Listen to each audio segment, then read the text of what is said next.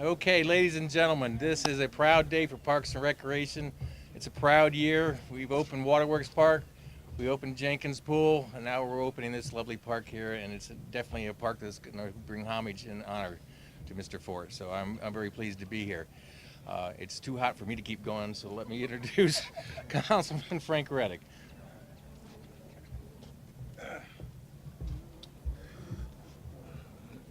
Good afternoon. In this type of heat, you know you're not going to talk long. But I'm thankful to have this opportunity to be here today as we recognize a very important person in our community.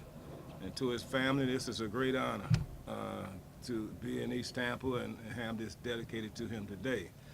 Because you're dedicating to a person of integrity, a person who fought hard for equal rights and equal opportunity and equality for everyone.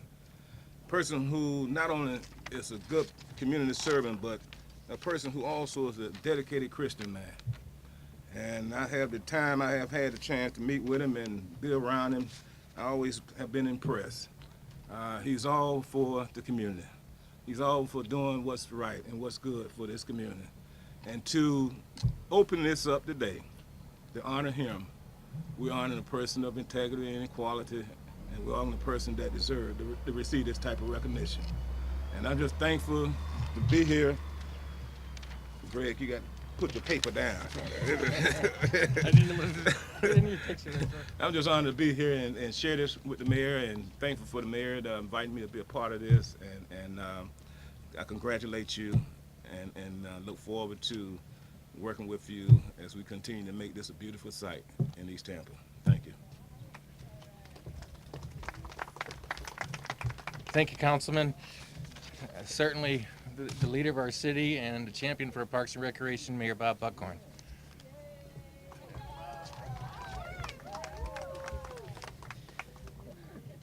How many of you remember what this used to look like?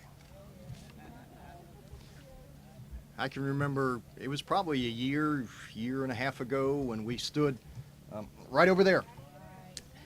And the Jazzy Seniors were with me, and East Tampa Partnership was with me, and we said that the folks in East Tampa deserve the same level of amenities as anywhere else in this community.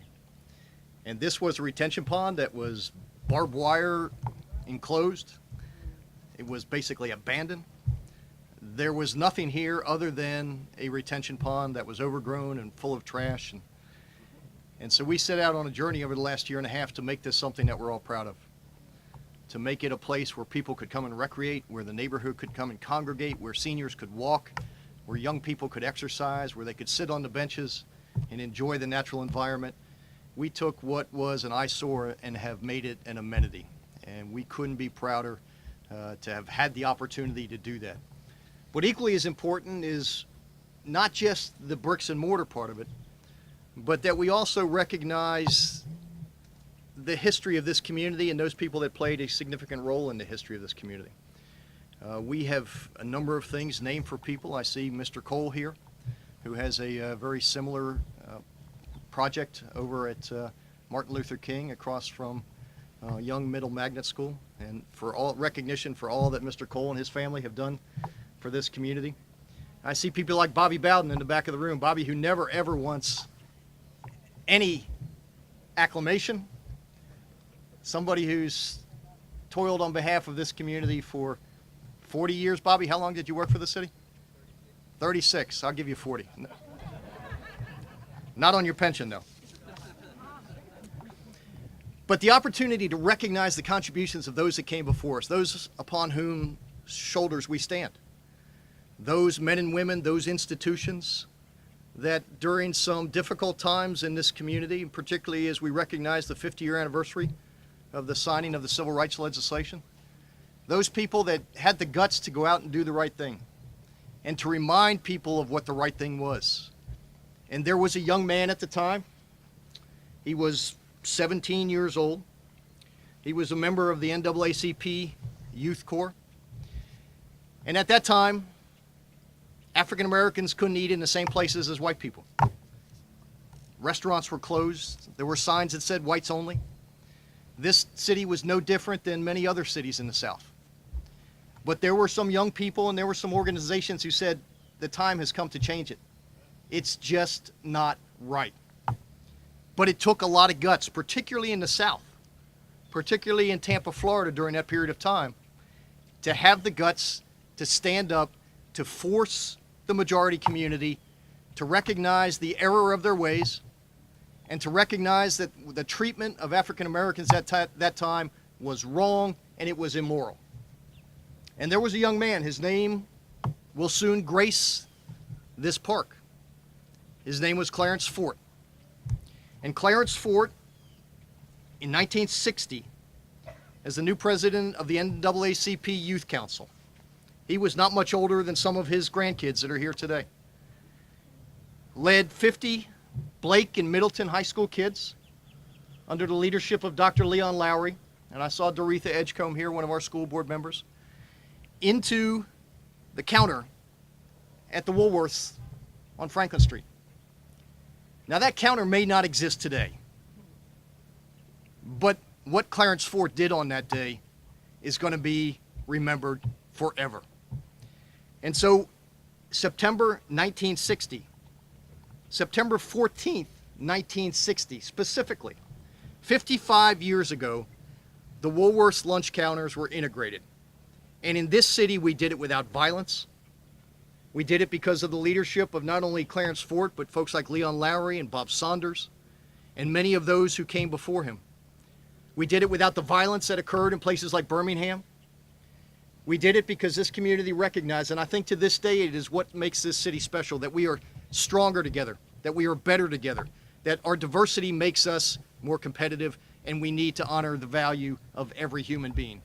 But it would not have happened without the NAACP, and it would not have happened without the courage of a young man named Clarence Fort. So we're here today to honor that. Clarence is in the twilight of his career. But if you can go into the twilight of your career knowing that you changed the city, and by extension changed the country, by the simple act, the nonviolent act of saying no, that this is not right, that this is morally wrong, that everyone should be treated fairly, and do it silently, but let your actions speak for your words. It doesn't get any more honorable than that. Clarence Fort, this is your day. This is your family's day, but more importantly, it's the day for all of those who believed that this community and our citizens of color deserved the same opportunities as everyone else. Thank you, Clarence Fort. This is for you.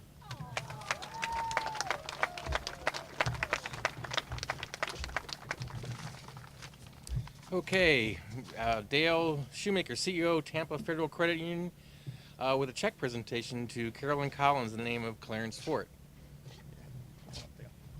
Clarence doesn't know this. Ah. Come on, Carolyn. Gosh, Mr. Ford, I really don't feel worthy. You're such an honorable man and such an important part of this community, and it's my pleasure to present a check to the Hillsborough County branch of the NAACP to continue to foster youth, the youth branch of that organization in your name. Thank you. No, thank you. No, thanks for the opportunity. Thank you, Mr. Mayor. You bet. Clarence, this is your day. This is your park. This is your moment. Come on up.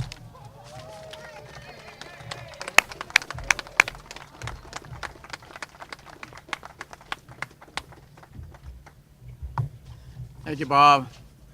Just like to say good evening or good afternoon to everyone gathered here today, and especially my good friend, Bob. What a difference 54 years make. Mayor Buckhorn, you did it. Thank you. Since Bob has already established protocol and introduced some of our elected officials, and one of them has already spoken, if you're here and you're an elected official, thank you so much for attending this function.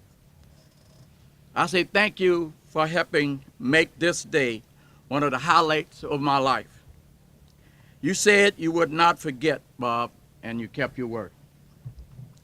Of course, the highlight of my life happened about 57 years ago when I met a young lady on a lonely hill at Florida A&M University. Of course, she tried to evade me. But Bob, I was persistent, and she has not been able to ditch me over the past 53 years. All right. And 53 years and 9 months. I thank my wife, Yvonne Fort, raise your hand, my daughter, Angelita, and girls, my son, Kenyon, and family, my grandson, Carl, and all family members who are represented here this afternoon. I also want to thank each of you. That include friends, relatives, co-workers, classmates from throughout the state of Florida and Georgia. My church family for the past 56 years. That include the staff of Saving Our Children. Some of you have made great sacrifices to be here today. I know it's very warm today.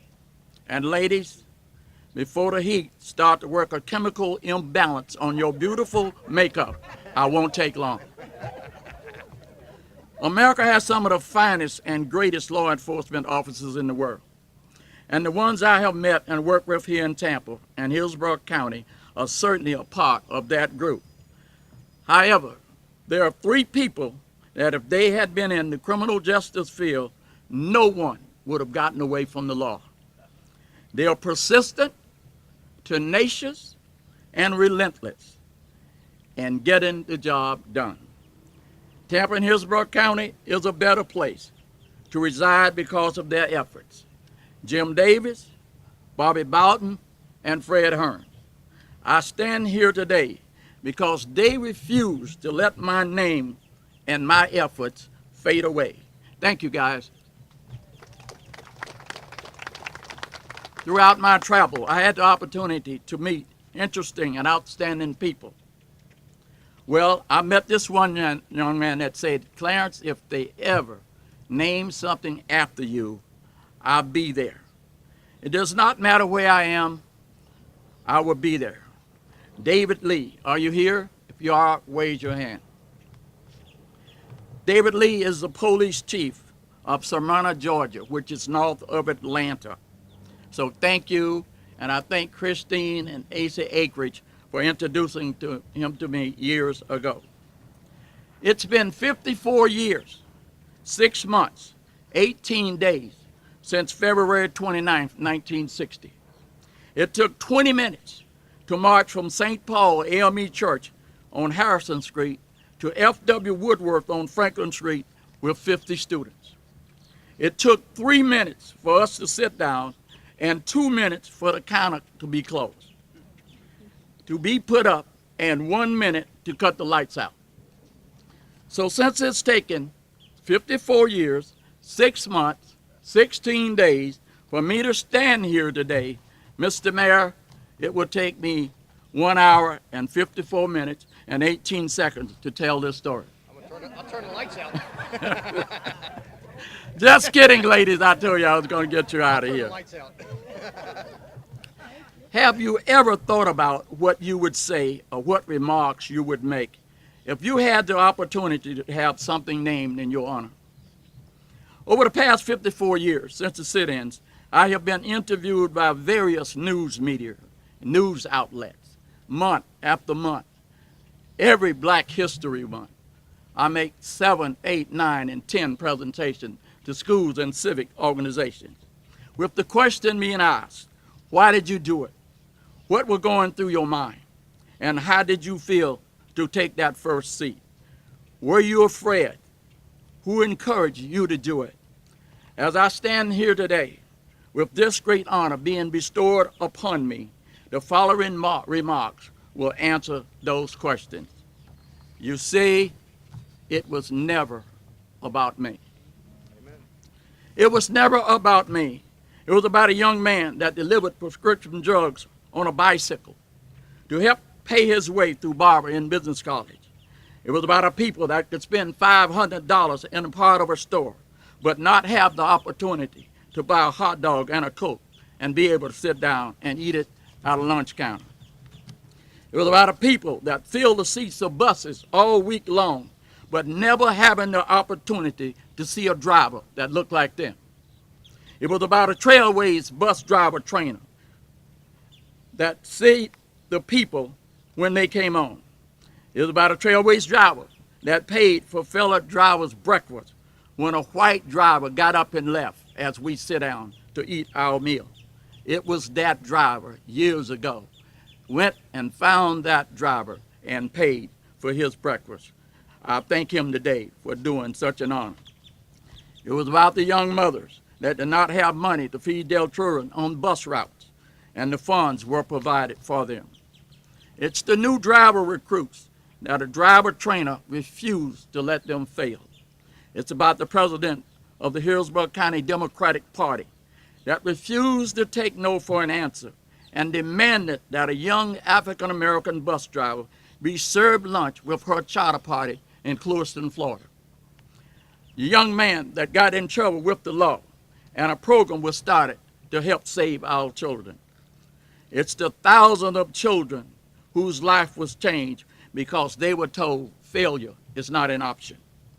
It's the grandmother and her 5 children that was given the opportunity to ride in a parade in her old car.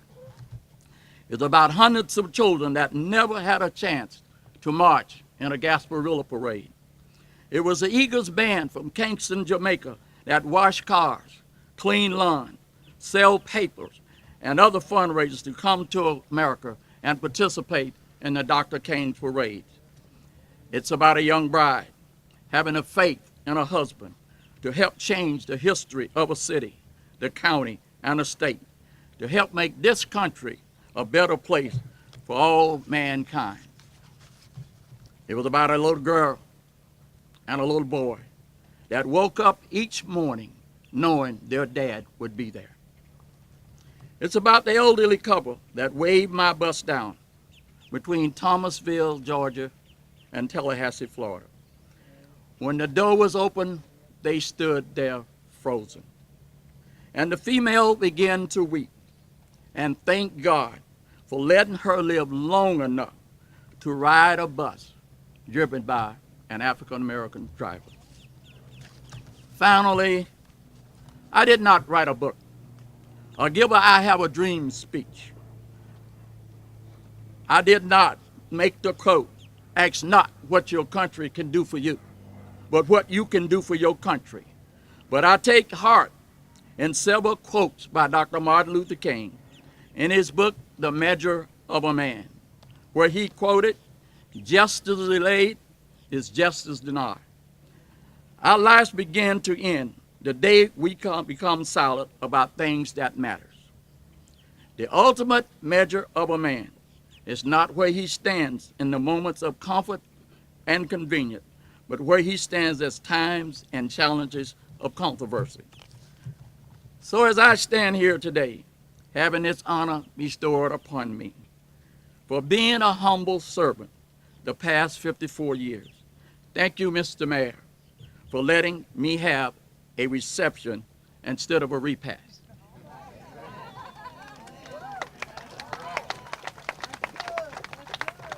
And I thank you for making September the 18th all about me. Thank you so much. Let's go unveil it. 1, 2, 3.